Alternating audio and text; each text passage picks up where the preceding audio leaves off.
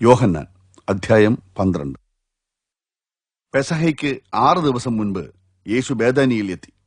അവിടെയായിരുന്നു യേശു മരിച്ചവരിൽ നിന്ന് ഉയർപ്പിച്ച ലാസർ പാർത്തിരുന്നത്.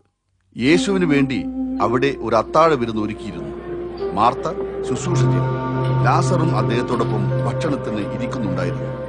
അപ്പോൾ മറിയ വിലയേറിയതും ശുദ്ധവുമായ 1/2 ലിറ്ററോളം ജടാമാംസ തൈലമെടുത്ത് യേശുവിന്റെ പാദങ്ങളിൽ പൂശുകയും തന്റെ തലമുടി കൊണ്ട് തൂർത്തുകയും ചെയ്തു. തൈലത്തിന്റെ സൗരഭ്യം വീട് മുഴുവൻ നിറഞ്ഞു. എന്നാൽ യേശുവിന്റെ ശിഷ്യന്മാരിൽ ഒരുവനും പിന്നീട് അദ്ദേഹത്തെ ഒറ്റുകൊടുത്തവരുമായ യൂദാ ഇസ്കര്യോത്താവ് ഇതിൽ നീരസം പ്രകടിപ്പിച്ചുകൊണ്ട്, ഈ സുഗന്ധ തൈലം വിറ്റ് ആ പണം ദരിദ്രർക്ക് കൊടുക്കാമായിരുന്നില്ലേ? അത് 300 ദിനാർ വിലയുള്ളതാണല്ലോ എന്ന് പറഞ്ഞു. ദരിദ്രരെ കുറിച്ചുള്ള കരുതൽ കൊണ്ടല്ല, അയാൾ കള്ളനായിരുന്നത് കൊണ്ടാണ് ഇത് പറഞ്ഞത്. പണസഞ്ചി സൂക്ഷിപ്പുകാരനായിരുന്ന അയാൾ അതിൽ നിന്നും കൂടെ കൂടെ സ്വന്തം ഉപയോഗത്തിന് എടുക്കാറുണ്ടായിരുന്നു. അതിന് യേശു ഇങ്ങനെ മറുപടി നൽകി: അവളെ ശല്യപ്പെടുത്തരുത്. എന്റെ ശവസംസ്കാര ദിവസത്തിലേക്ക് അവളെ സൂക്ഷിച്ചു എന്ന് കരുതിയാൽ മതി. ദരിദ്രർ എപ്പോഴും നിങ്ങളുടെ ഇടയിലുണ്ടല്ലോ, എന്നാൽ ഞാനോ എപ്പോഴും നിങ്ങളുടെ കൂടെ ഉണ്ടായിരിക്കുകയില്ല. യേശു അവിടെ ഉണ്ടെന്നറിഞ്ഞ് യഹൂദരുടെ ഒരു വലിയ കൂട്ടം അവിടെ എത്തി. യേശു നിമിത്തം മാത്രമല്ല, അദ്ദേഹം മരിച്ചവരിൽ നിന്ന് ഉയർപ്പിച്ച ലാസറിനെ കാണുന്നതിനും കൂടിയാണ് അവർ വന്നത്. അതുകൊണ്ട് മുഖ്യ പുരോഹിതന്മാർ ലാസറിനെയും കൊല്ലുവാൻ ആലോചിച്ചു. അയാൾ നിമിത്തം അനേകം യഹൂദർ യേശുവിന്റെ അടുക്കൽ ചെല്ലുകയും അദ്ദേഹത്തിൽ വിശ്വസിക്കുകയും ചെയ്തിരുന്നു.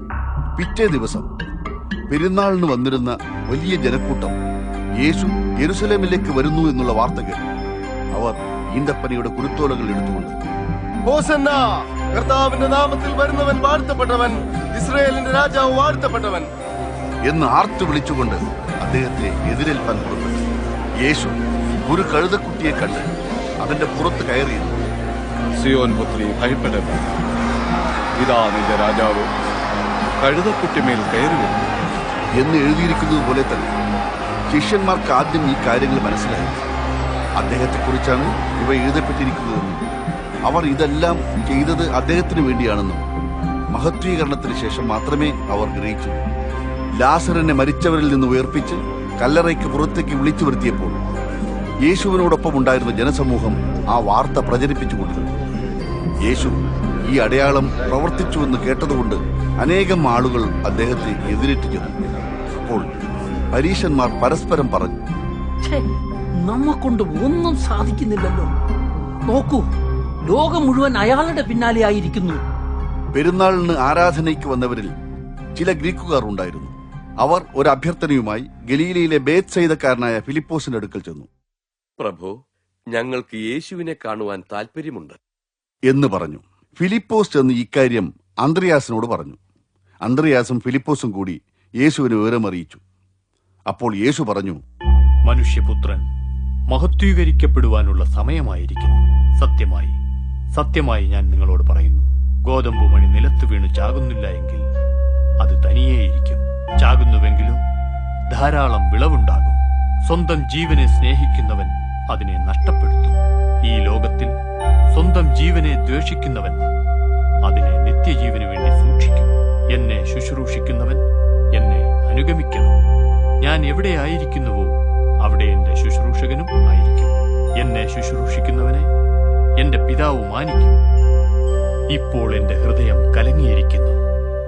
ഞാൻ എന്താണ് പറയേണ്ടത്? പിതാവേ, ഈ നാഴികയിൽ നിന്ന് എന്നെ രക്ഷിക്കണമേ എന്നോ? അല്ല, ഇതിനു വേണ്ടി തന്നെയാണല്ലോ ഞാൻ ഈ നാഴികയിൽ എത്തിയിരിക്കുന്നത്. പിതാവേ, അങ്ങയുടെ നാമം മഹത്വപ്പെടുത്തണമേ.